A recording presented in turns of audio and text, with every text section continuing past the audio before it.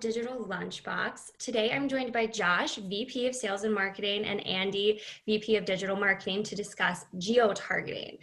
Geotargeting refers to the practice of using geographic location as a means to filter the target audience of content. So it can be used in your website, and it's an essential tool for targeted marketing and advertising programs. So we're going to dive into that, and then you can definitely follow up with us if you want any more information. But with that, I will start with you, Josh. So what is the difference between geotargeting and geofencing? Yeah, thanks, Hadley. So in a sense, geotargeting is more of like a category, and geofencing is a specific tactic within that category. So geotargeting, and I'll pull up a image here for people to look at. Geotargeting in general is just simply using that, wherever that geographic location is of a user, to target something. That can, we certainly talk about it more in the digital sense of the term, in that, you know, we're using a paid search campaign or a programmatic media campaign or something like that to target people in Minnesota or the United States or just the Twin Cities or some region like that. Whereas it's certainly applicable in the broader scope of marketing as well. And, you know, I think traditional advertising, when you're sending out a mailer, you're picking a geography that you're sending that mailer to, or you're sending it through a newspaper that has a certain distribution. So all advertising and marketing has geo-targeting built into it. In fact, if you're not doing any specific geo-targeting, you're targeting the world, which is its own geo-target. So in a way, everybody geo-targets all the time. But so geo-targeting is the category. Geofencing is a tactic which you use to create a specific location in which you want to tag devices in. So as an example, we'll talk more about this in detail later, but things like, I want to target a specific competitor's location or people that visit my office building or something to that effect. So, and there's another technology actually called beaconing, which we'll refer back to later as well. Okay, and so Andy, what geotargeting capabilities does a major ad system like Google have? So if you open up Google ads, or for that matter, Facebook ads, LinkedIn, they're all going to have very similar types of capabilities. They present them in slightly different ways. So you're going to have the opportunity to target by region, by city, by country. In LinkedIn, you can even target political entities, or geographic, broad geographic entities. So in LinkedIn, you can actually say, I want to target APAC, Asia Pacific region, or I want to target EMEA, Europe, Middle East, and Africa, or the European Union. Whereas in Google tends to be a little bit more country by country. You can't just say I want Latin America. You've got to really go and kind of figure out which countries are in or out of your targeting. Most of them for US users will default to the United States kind of initially. They all require some kind of initial targeting. So if you're not going to do the United States, you are essentially targeting, as Josh said, you're targeting the world, whether you know it or not. But all of them have this, and then we'll get into it a little bit more detail, but they also give you some finer grained opportunities to not only include but exclude regions, and also to target by radius, which can be really useful, and to target multiple regions at the same time. So Josh, let's talk a little bit more about like Google versus Facebook. Are there any differences in geo-targeting between those platforms? There are some distinctions between them, but quite frankly, they're pretty small at this point in time. If you go back a few years, there were some vast differences, but the technology has kind of caught up across the platform. So really, I think that where the most differences come into play now aren't really on the geo-targeting level, but they're on the demographic and psychographic and behavioral type of level. So for instance, with Facebook, because they have your profile information, they have the ability to add a lot more different types of targeting based on the specific information that you've provided to Facebook. And similarly with Google, they have, Google's tracking most people everywhere they go, and have the ability to add in targeting based on that as well. So, and then even you could bring in something like LinkedIn, which has the basic levels of geo-targeting, but has things like job title and company that you work for and things like that. So from a geo-targeting perspective, there is a lot of alignment there. Though there are things like, Facebook has this thing called free trade areas that you can target, which quite frankly, I've never had a client or company ever even ask about, let alone want to use. Google has things like university systems where you can target the campus of the University of Minnesota, for instance, because it's kind of got that defined as one of its targeted settings. But essentially, it's it's mostly the same across the board. So then how accurate is geotargeting, Andy? So that's not as accurate as it used to be, in part because, well, again, this depends. If we're talking about geotargeting using mobile devices, then pretty accurate, because your mobile device has really got it within a short radius of where you are. If you ever looked at your location on a map, on Google Maps, and you sort of see like, well, I'm standing on this corner and it thinks I'm 100 feet down or whatever, but you're still pretty close. And it's using satellite position and GPS data to get that. If you're talking about desktop targeting, which in a lot of cases with advertising you are, or it's a mix, Google is using IP addresses, and IP addresses are notoriously unreliable because the IP address sometimes isn't where you are, it's where your internet service provider is. It used to be a little more reliable if you're targeting people at work and they've got a corporate IP address, then you're probably pretty accurate. It's not going to matter too much, honestly, if you're targeting by an entity like a state or something regional or within the United States, then you're probably going to be fine. But you're going to have to accept that a certain amount of it is not going to be accurate. The other thing about that accuracy, and Josh, if you could, or you could pull up slide 2, it's not just what region you're targeting, but it's also who you're targeting. So it's who, not just where. So when you pull up Google Ads, for example, you see this default. It'll just default to the United States when you start targeting. If you're in the US, I assume if you're outside, I haven't tried this, but if you're outside, it probably pull up your home country. But then it's actually the piece below when you look at these location options where it's giving you the ability to target. You see where it's defaulting. It's targeting people who are in or regularly in your target locations. That's okay. That's probably really where you mostly want to be. They're recommended as people who are in or who show interest in your targeted locations. That may not be, even though that's recommended, it's recommended for them because it potentially expands the audience, but that may not be what you want. You really are trying to, if you're trying to distinguish between people who live in your location versus people who are mostly interested in it, and then the third is people who are searching. And that's the same for exclusions. You can see that below, people in your excluded locations versus people who are in or show interest in your excluded locations. Generally speaking, if you're targeting, it's people, I want the people who are physically there, and I want to exclude the people who are physically not there. So generally, you're going to want to pay attention to those settings and make sure they actually reflect what you are doing. And the same as you can see on Facebook. Similarly, it's people, in Facebook's case, they give people living in or recently in this location, and that can be useful as well. So if you think that someone was just recently shopping someplace, but then they left, you can assume that you can still go after them, and they were just there, or they were there in the recent past. I don't know how far back the recency goes, but that is an option Facebook gives you that Google does not. So pay attention to the who, not just the where. Okay. And if I may, Hadley, just to add on that whole accuracy thing, certainly over the last couple of years, we have different programmatic vendors or data vendors that are talking about their level of accuracy, and they I've even had people say literally at your front door and the sidewalk in front of it is their accuracy level. I've yet to see that really be proved out with anything. One of the challenges that accuracy has is on a vertical level. Where if you're trying to target people who like enter a specific location, we'll talk more about that with geofencing, and you're on the second floor of a building and there's 4 floors, the level of accuracy there it's very difficult to get the verticality of it. So there's some challenges there if that's something that a company has to deal with. Yeah, okay. So to compare and contrast like different options a little bit more, which geotargeting options are the best to use in which situations then, Andy? So again, you hate to hear this answer, it depends, but it really depends on where are the people and what are you actually trying to accomplish. So a real standard way you could do it is I want to target people just in this state, or the state of Minnesota, for example, or the state of Wisconsin, or I want to target people within a region, multi-state region. That's real common.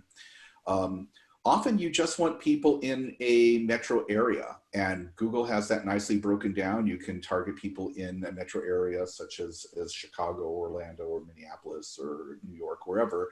You can also use Direct Marketing Association DMA regions that are already predefined, that are going to be in sync with other kinds of advertising that you might be doing. So that can be useful if you're, say, doing something cross-channel, you're doing, say, TV or radio advertising, and you're advertising to DMA within DMA regions, and then or doing mailings, and then you also want to have that in sync with your targeted digital. The other thing that you can do is you can target multiple, you can target more than one at the same time. It's not like I have to just pick a radius around the Twin Cities. So imagine a situation where you've got, so here, the first one is a real simple case on the left. You've got, I just want to target people in Minneapolis, St. Paul, and the surrounding metro area and suburbs. So Google's pretty good. This is actually from Facebook, but it's the same basic premise. You just simply say Minneapolis and give me a 25 or 50 mile radius around the Twin Cities, and I'm basically done. But what if you also want to target some surrounding communities? Let's say it's Minneapolis, but it's also sort of central and southern Minnesota. I've got, and maybe even going into western Wisconsin. I want to target some of these areas that are kind of within driving range of Minneapolis, but I don't necessarily need to get everybody in between. It's really certain metro areas. You can see that drop pin is an option where you can just drop a pin into each of these areas and then just describe a radius around them. Okay. So those are all good targeting options. You've got a lot of flexibility, a lot of granularity with this. It was a while ago, Google actually even gave you the ability to draw sort of polygons that are regularly shaped borders and so forth. You could get very, very specific. Unfortunately, that's been sunsetted, but this type of selection where you can pinpoint certain areas and then just go at a radius around them, it's going to work fine. You can also target by county, by zip code. There's a lot of different ways that you can get at that depending on, what you're marketing and who you're trying to reach. Right. So I mentioned earlier when we started that you can use geotargeting also for your website. So can you talk to me more about that, Andy? So, again, sort of thinking about how you're going to personalize content for people, maybe the kind of classic example is, let's say that you have a website and it's fashion, or you're selling clothing, shoes, boots, whatever that is. And it's the month of November. So, or December. If you have visitors from, say, Florida, they may have very different kinds of fashion needs and footwear needs than people who are up north. And so theoretically, you wouldn't want to show them the same stuff. You would want to be able to filter them by IP, figure out their location, and then, and hopefully you have other cookie data on them as well, but and building personalized profiles of these visitors. But at the very least, if you can segment people by location, you can personalize your pages to send them to or serve up certain calls to action. So the web experience can be very different based on something as simple as geography. Obviously, it can be a lot of other, you've got other demographics and other aspects that you can base it on. You can base it on their behavior, which pages they visit, etc. But geography is one of the ways that you can potentially target and personalize a web experience. And I've certainly seen from an e-commerce perspective with things like taxes from different states and or different regions, or if if you're a business that does work internationally, you may have products that are not simply not available in certain countries and potentially even not even legal in certain countries, depending on your industry. So you can use geotargeting capabilities of the web content for that as well. One caution when you're talking about personalizing the geography, it's kind of a fun trick to say, oh, hello there, fellow Minnesotan or whatever, and that can actually be kind of fun. But there's also, if it's done wrong, there can be a bit of a creep factor. It's like, oh, what else are you spying on? You know too much, right? Yeah, there's just a little bit of it's a little uncanny sometimes when the website seems to know. Or then the other way where it's going for the IP and you're actually from Minnesota, but it thinks you're in Omaha, so that can happen as well. So that can somewhat backfire. Generally, a good rule when you're thinking about that, kind of personalized response, UX on a website, and particularly we're using geography, is to think about, will this be helpful to the person? Is this going to really, in the case of taxes or, providing a certain selection for a certain type of climate, is that going to make a difference for that person, make it a better experience, or are you just trying to be too clever by half? Got it. So the time we have left, let's just touch on geofencing capabilities. Sure. Yeah, so again, with geofencing, if you think about it, like in the very metaphorical sense, people are familiar with electric fences. Geofencing is kind of like that, a virtual electric fence. So you can do a lot of different things with it. As an example, if you think of all those movies where criminals are getting sent home before their court date and they get to wear a little ankle bracelet, that's geofencing technology that says that device is going to trigger a warning if they go outside of this specific geofence location. For families nowadays, there's apps on phones where people can track their children and get notified if their child goes outside of a certain radius around their home or their city or something like that. So that technology exists today. We're not really talking about that for this DLB, but we're really more about the advertising side of it. So I'm going to share real quick just some brief information here. So the way geofencing essentially works is you have this device, your mobile phone, and you take that with you in general wherever you go nowadays. And so on the back end of that device, some people are very familiar with how it works, most people are not, is that it's tracking where you go, which towers your signals being pinged off of, etc. And there's all these companies out there that are essentially owning that data of where your phone goes. And they're connecting that with what apps you use by partnering with things like, the AccuWeather app or the WeatherBug app or anything like that, where when you download that app to your phone, you're giving permission for that app to track what your movements are. And so you'll get this pop up and some people might try to say, no, don't allow this. And then you get that nice little message from the app that says, well, then this won't work. And then you go, okay, well then allow it anyway. I tried. So that's essentially how these devices are being tracked and that data is being shared. So like an example of how that can work. So I'm going to just skip over this slide here.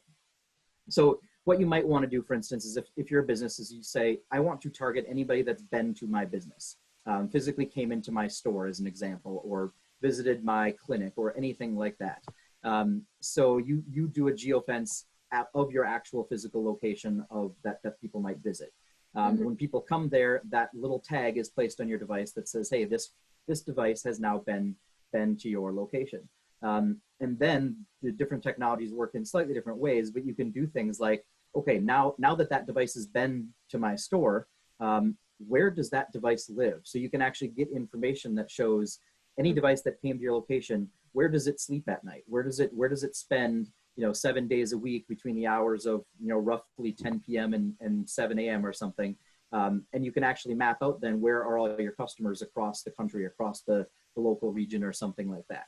And you can also differentiate as to where the device actually goes to work.